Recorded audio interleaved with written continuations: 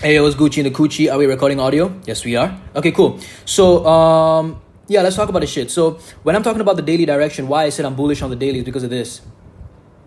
It's real simple. I want to be real quick with this. This is not a YouTube video. All right. You should already know exactly what I'm marking. Okay? And this translates to?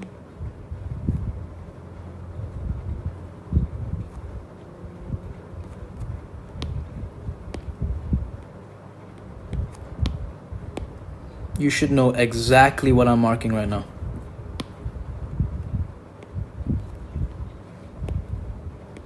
Strong low, weak high. Okay? This, if you're confused, is literally just this. And potentially taking the high. That's my target, at least for the buys, right? That makes sense. And thus, this would be, you already know. Oh, shit, my bad. Okay, so that's that. So we have our strong low here, weak high here. I hope that's literally the entire bias here. That's literally the entire bias. Now, when you're looking for sells, you need to understand, right? First of all, you could see that I took a buy over. Well, you can't see it here because I'm not going to show you guys my lot size and stuff. But you can see over here that I in my previous screenshots that I took a buy here. I took a buy here. And you can understand why, because the liquidity taken, and I had some lower time frame reasons as well. It was actually on the daily. It's a daily closing candle right here. And when price nicked it, I look for buys. If you're confused, don't ask me questions about it. I'm not going to elaborate anything on my POIs. But yeah, so when I'm looking at this, that was my reason as to why, from a smart money standpoint at least, I took a buy, right? We took that important liquidity that's inducing this QM. We took that. You see? And you see what I keep on saying is price never needs to go all boom down in here and then go up. It never needs to do that. It can nick your liquidity and go. Okay? So before, right, Nuna, I hope I'm not butchering your name, Nuna. Before you speculate sells, understand what a buyer would see in the form of strong highs and strong lows. I'm a buyer. What am I seeing? Right? I'm seeing that this is a strong low, weak high, liquidity taken. If I bought here, where is a buyer going to liquidate his positions? Is he going to liquidate it above this high? Is he going to liquidate it above this high? Is he going to liquidate it above here? I will take partials above this high and partials above here. Now you may be wondering, wait, Avi, you just said that this was a weak high. Why would you take partials over here? Let me show you why. When I'm looking at this from a H4 standpoint, and I can completely get it if you guys are not understanding it or something, I completely get that. What did I want to say again? Oh yeah, right, H4. Okay. So when I'm looking at this, again, you should know exactly what I'm marking out right now. Oh Lord, I need to use a ruler. Holy shit. It's like I have Parkinson's or some shit. Can't even draw a straight line. There she goes. Alright, bet. So that's that. Now, another thing, guys, I want to be completely transparent is that I actually took a loss yesterday when I looked for a sell in here. Okay, why did I look for a sell? Because there was a H1 strong high, H1 weak low, inducement here. Why is this an inducement? It's a weak high because it failed to make a lower low, and I took a sell above it. You can see we reacted. Today we opened and I got hit stop loss. Okay, so I want to be completely transparent that this is not a holy grail, holy shit. No, it's not. It's just very high win rate, and especially when you have experience, your win rate is just going to increase. You can't expect to learn something new and have an 80% win rate. Right? You got to learn something new, fail a bunch of times, understand it better because of your failures, and your win rate just keeps increasing exponentially. Always. That's just how it always works because you're understanding something better. When you learn something new, you don't understand it better than someone like me who has learned it for years. So that's why you're having a shit win rate, all right? Or you're not understanding certain things. And that's also why I'm here to help. Shit. Okay, but yeah. So what would I look to do? Here we have actually H1, H4, strong high. Okay, will be cool for us to look for a sell in here. Before I look for a sell, okay, first of all, you guys were looking at an M1 setup. I'll show you guys what you saw. I'll show you guys what I'm seeing, etc. This is a H4 POI. It's not a primarily H1. It's not primarily an M15. No, it starts off on the H4. It's not on the daily either. I would like to see something like an M5, M15, M30 mitigation / QM. I would love to see that before we look for sells. Okay, I'll give you guys my setup later for today, what I'm personally looking at. Of course, any sells that I'm looking at are going to be lower probability, quote unquote, compared to the buys that I have, which are positioned in right here. I would love to liquidate up here. Okay, so any sell positions, which I'll show you guys my setup later. You guys, again, don't take it like I'm a financial advisor, because I'm not. Take it with your own risk, okay? So yeah, this what I'm seeing here is that I would look for sells to happen in here and above in here. That's it, right? Very, very simple. So based off of this, why I'm saying that this high would have been a liquidity on the higher time frame is because, can you see that this is a liquidity as well for strong high? And what I mean by the liquidity, sorry, I need to draw it better, guys. I'm sorry, man. I'm off of chai right now, so I'm like missing certain things. I apologize. There we go. What I meant to say was this is the liquidity as in the equal highs was there, which is exactly why I say that this strong high is kind of sus, because there's equal highs above it. All right. Whereas if you were to compare this, what you're looking at right now, if you were to compare what you're looking at right now to something like this,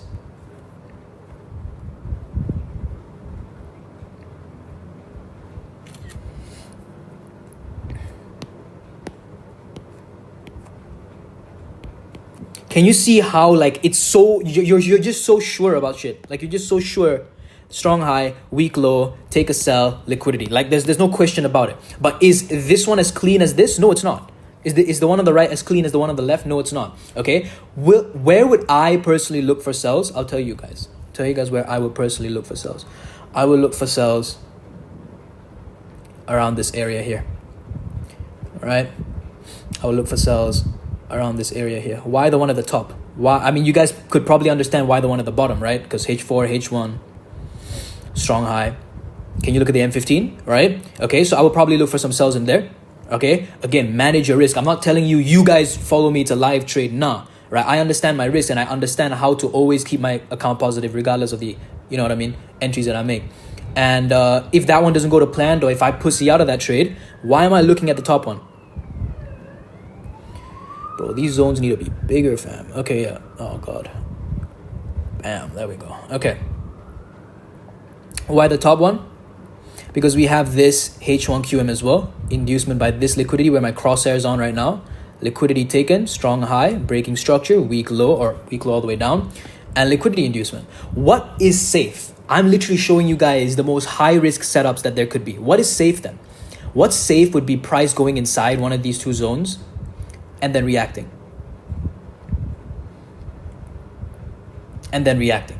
Price going inside one of these zones and then reacting. What if now price doesn't come up here?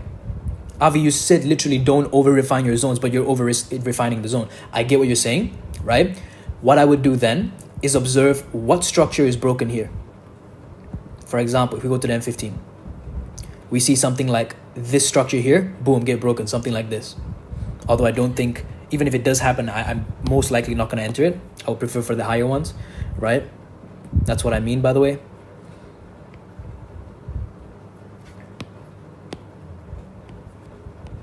Oh, my bad. The one on the left. There we go. Okay. That could very well happen. That would be a M15QM. Okay. So that's exactly what I would personally be, you know what I mean? I wouldn't advise, but I could suggest people to do when you're dealing with higher time frame things. But guys, you need to understand something else that a lot of people don't seem to get. If you're taking these sells, you need to understand that you're taking a sell from a daily week high, meaning you need to expect it to be short term, the sells to be short term, and you can expect the buys to wipe out this high eventually. It doesn't have to be today. I'm not saying it's going to wipe it out today, right? In fact, I do believe price is going to come up, because as I said, where I would look for a sell personally, for me, where I would look for a sell for sure is up in here, right? And again, that is me looking for it. It doesn't mean I've placed zero limits at the top here. Zero. I promise you that. I've placed zero limits. I would wait for reactions and I would observe. And if things look good at that time, sure, I can enter it. For sure, I can enter it, right? And yeah, if you want to be safe, you have your POI, wait for price to react, wait for the candle to close, enter on the next candle, because now you know what the previous candle has done, right? So what I would do is, for example, daily goes up, and there's price action on the lower time frame, and the next day I will go and take it from that new price action that's been created. Okay, so that's that. For me, I don't think this is like a, if I had probabilities on everything, for a sell, this is like a 50-50 or a 70-30 succession rate. The one at the top is probably like a 70-30 to 80-20 kind of succession rate. Why? Because of these equal highs. All right. And another reason is because when I'm looking at the daily, we're so bullish. So like, if I'm buying, I'm going to be targeting the high here. Okay. It's very difficult for me to explain, but I'm trying my best to explain why I don't think price here is going to hold, but it doesn't mean that I'm going to be 100% right. So there's that. I mean, do with that as you may, but yeah, I mean, pretty much that's it. Oh yeah, of course. And then you guys also looked for a sell in here. You guys also looked for a sell in here, right? Let me tell you guys my view on the structure, and I'll tell you guys what you saw. So when I'm looking at this, it was an M5, right? This entire thing. Oh shit, give me a sec. This entire thing here. Okay, let's draw it real quick. Let's understand it real quick. Okay, you guys may be wondering, oh, what's the point of drawing this shit, bro? We're not in art class, right? Well, I'll tell you what the importance of it is. When you're looking at this, this is exactly what happened. You viewing this as a liquidity, like taken here, but that's on the M1. So Avi, what would be a good M5 setup in here? What would you consider an M5? What would I consider an M5 setup? Let me tell you. This, my bad. Give me a second. Lord of mercy. There we go. And again, you can even see from your screenshot. I forgot who sent the screenshot. Denny T, I think. I forgot the name. But if my memory serves me right, Denny, you viewed this as a break of structure, which is not. I'm sorry, but it's not. You also viewed this as a break of structure, which I can't blame you, right? I can understand why you would, but that's actually an M1 break of structure, and there's nothing I can do to change the way you view structure, and I don't want to change anything that you view in structure. It's just simply I would not have viewed that as an M5 break of structure. And even if this was an M5 break of structure, let's say it was in fact an M5 break of structure, where is the stop hunt? You know what I'm trying to say? Price has literally done this. Let's say price has literally done this on the M1. This is what the M1's done. But on the M5, and in here, it's actually this. Right? And this is this. So how can I view this as a break of structure? I mean, by definition, it's a break of structure, but it's not high probability because there's no stop hunt that came before it. You see how that goes, right? And for this to be an M5 setup, furthermore, you know, it's not that you viewed liquidity necessarily wrong, but from the get-go, you viewed structure a bit differently from me. I'm not going to say it's wrong, it's just different from me, right? And for this to be a good setup, or a setup that I would personally take, right? Bam, that will be blessed. You see how I'm trying to see?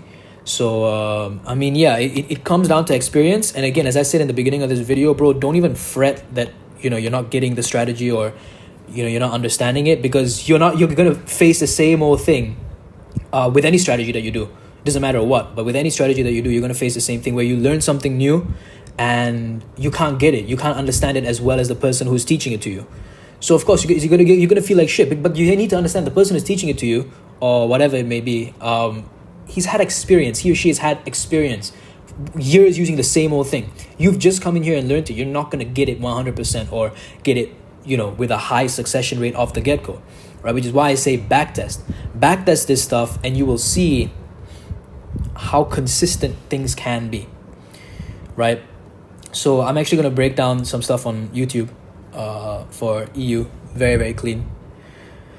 But yeah, that's it. I hope that's helped. And if you're still unclear as to why, you know what I mean, I don't think price is gonna see. The thing is, bro, if you're gonna look at lower time frame mitigations in here, you can't be mad that you get stopped out. You just can't. I'm sorry, but you just can't be mad that you get stopped out, right? How do I say this, man? You need to understand this is the setup for your strong high. Price can come mess about anywhere in here. Which is why I keep on saying playing reactions off of the zones is just for you to get a better RR. That's it. That's the only reason you're playing reactions off of zones. Or for you to have a better confirmation. But you can't say that you have a better confirmation if you're using a H4 zone with an M1 or seconds time frame QM. You can't say that's a confirmation of the zone. It's not significant enough. structure on a lower time frame can become liquidity on a bigger time frame. That's sauce right there, man. That's sauce right there. I'm sorry. But yeah, man. So for me, you could look for something in here, but for me, I would prefer up in here. But I would love if price comes in here, because this is a weak high, I will look for a reaction first. That's it. Hope you guys got something from that. And if you didn't, I'm sorry, but this is all I can put out, I guess, in this 13-15 minute span of time. But yeah, before I go, just quickly again, bullish QM, inducement has been taken again. Price never has to go all the way down. You can just nick it and fly. And yeah, I mean, that's just that. Nothing much else for me to say. All right, see you.